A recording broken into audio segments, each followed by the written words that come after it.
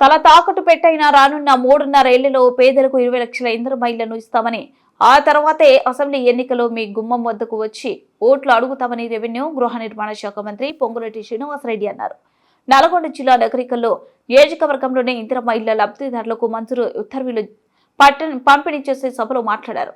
10 ఏళ్లలో గత ప్రభుత్వం 93,000 ఇళ్లను మొదలుపెట్టి 66,000 పూర్తి చేసిందని, మిగిలినవి మొండి గోడలతోనే దర్శనమిచ్చాయని విమర్శించారు. పేదలకు ఇళ్లను నిర్మించి ఇచ్చే గృహ నిర్మాణ శాఖనే నాటి ప్రభుత్వం రద్దు చేసింది. ప్రభుత్వం ప్రతి సోమవారం ఇందిరమ్మ ఇళ్లకు ఇచ్చే నిధుల విషయంలో ఒక్క నిమిషం కూడా ఆలస్యం చేయదు. చాలా సుదీర్ఘంగా చెప్పాల్సిన అంశాలు చాలా ఉన్నాయి. ముందు ఇందిరమ్మ ఇళ్ల విషయం మీకు తెలపాల్సిన కొన్ని అంశాలు ఉన్నాయి. గౌరవ కలెక్టర్ గారు ఇందిరమ్మ ఇళ్ల గురించి చాలా స్పష్టంగా చెప్పారు.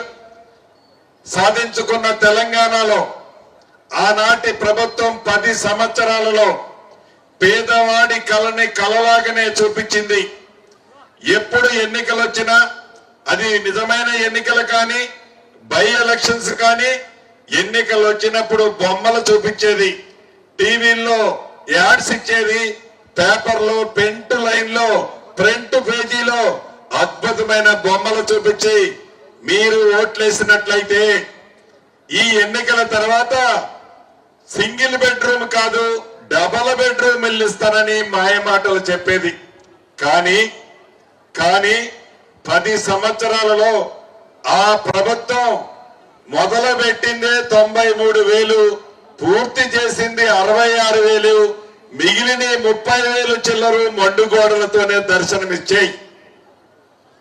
పేదోడు ప్రభుత్వం మీ దీవెనలతో ఇందిరమ్మ ప్రభుత్వం వచ్చిన తర్వాత ఆనాటి ప్రభుత్వం హౌసింగ్ శాఖను మొత్తాన్ని రద్దు చేసింది. హౌసింగ్ శాఖే లేకుండా చేసింది. గౌరవ ముఖ్యమంత్రి రేవంత్ రెడ్డి గారు ఆలోచనలకు అనుగుణంగా కేబినెట్ సహచర మంత్రులమందరం పేదవాడి కళ నెరవేర్చాల్సిన బాధ్యత మన ఇందిరమ్మ ప్రభుత్వం మీద ఉంది. ఇందిరమ్మ అంటేనే పేదోడి కళ, పేదోడి ఇల్లు.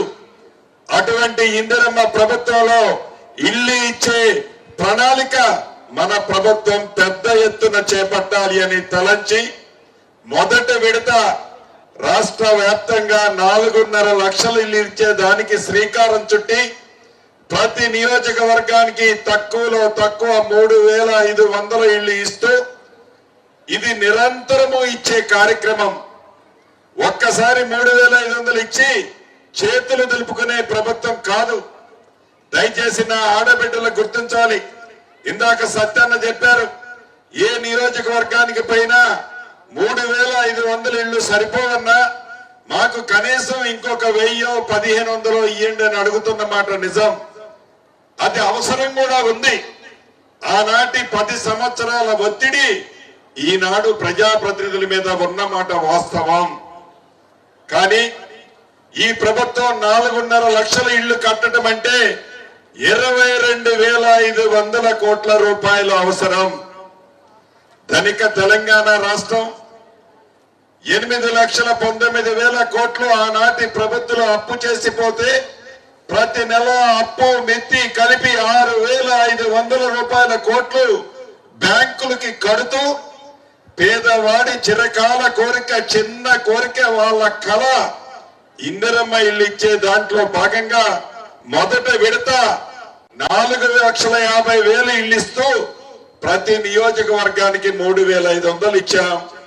ఈ రాబోయే 3.5 సంవత్సరాలలో ఆడబిడ్డలు చాలా క్లియర్ గా వినాలి.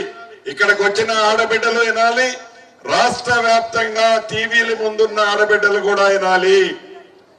ఇప్పుడు నీది ఏ కులమని అడగల, నీది ఏ మతమని అడగల, నువ్వు మొన్న ఎవరికి ఓటేసావని అడగల, నా కండవ కప్పుకుంటేనే నీకు ఇల్లు ఇస్తానని చెప్పటం లేదు.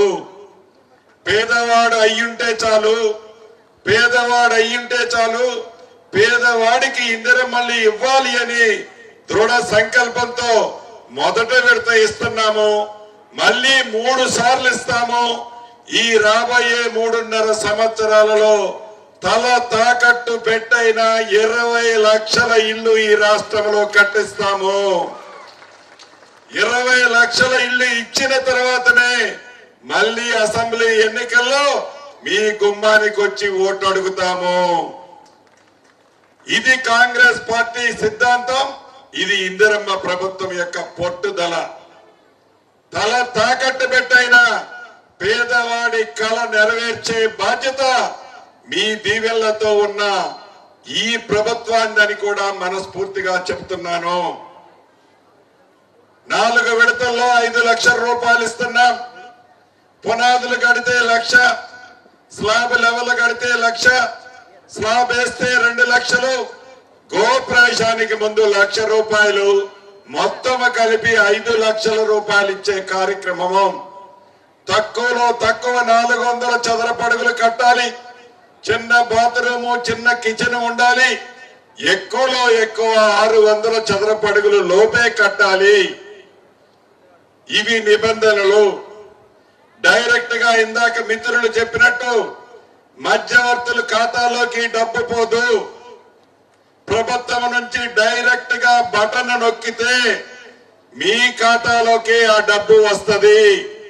ప్రతి సోమవారం నాడు ఎవరైతే నా ఆడబిడ్డలు ఇల్లు కట్టుకుంటున్నారో ప్రతి సోమవారం నాడు ప్రభుత్వం ఒక పొద్దు తినకపోయినా, ప్రభుత్వం ఒక పొద్దు అన్నం తినకపోయినా మీకిచ్చే నిధుల విషయంలో 1 నిమిషం కూడా లేట్ చెయ్యము.